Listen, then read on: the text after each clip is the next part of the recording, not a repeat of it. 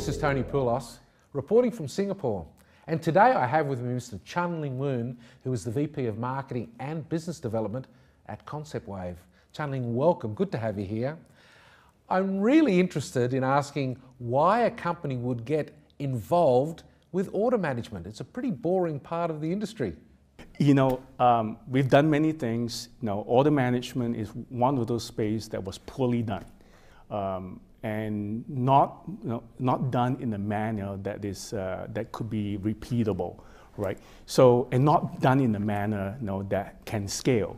So we got involved with large carriers such as AT&T, SBC at that point, Bell Canada, all the MSOs in the United States. In fact, 60% of the MSO in the US uses ConceptWave for the order fulfillment process. But that's not the end all be all, Tony, because order management is one piece of the equation. The other piece of the equation, when we talk about order to cash, faster products to cycle, we got to be able to create bundles, create products faster. Not only create them faster, but with the clarity and the realization that you can provision it. It is another underserved area. We tackled that in Europe. Are service providers having to give their customers this total flexibility? I mean, it must be difficult for them to allow a customer to bundle products themselves, for example. How are they getting around that? You can only do that if there are systems in place, or you're migrating to a system that have that level of flexibility. That means what you that you can entertain changes from your marketing group quickly. Not from the current state is still marketing designs a product. Marketing then says, this is the date I want to launch the product. Marketing then throws it over the wall, marketing, to IT. IT, go figure out what you need to do that when a customer orders that product, customize that order, in the package that he wants, that you can give it to him in near real time. It's an impossibility, Tony, when any service provider, any of us looking at all the provisioning steps that is required on the fixed network side, and also on the mobility services side. Where do the service providers want to end up? I mean, we're talking about product catalogs here, we're talking about activation systems, provisioning. Where do they want to get? Do they know, or is it the customer that's driving them? It's a bit of both, okay? Customers are educated by what products that are available.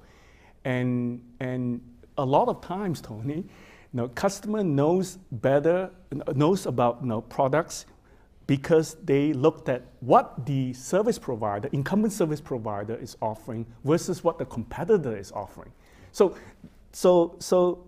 a lot of times when we have workshops, is customers are calling in and say, can you match your competitor's package? Can you give me the same flexibility in your terms and conditions as your competitor?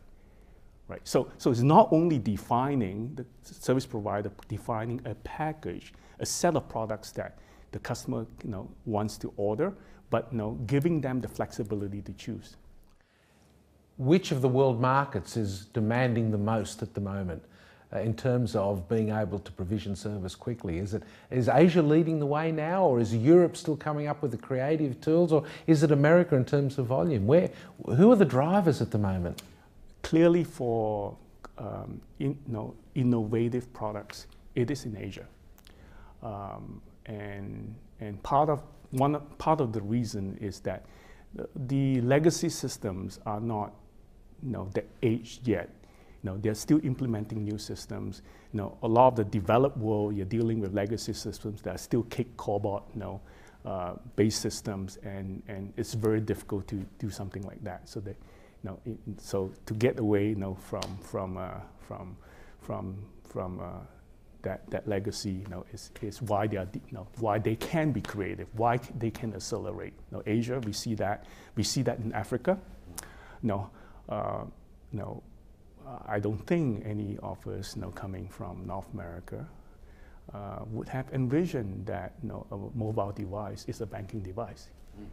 Not just to check your balances, Tony, not just to transfer funds from one account to another to pay your bills, but to actually go to a store with your mobile device and buy things. Chun-Ling, thanks for being with us and sharing the ConceptWave story.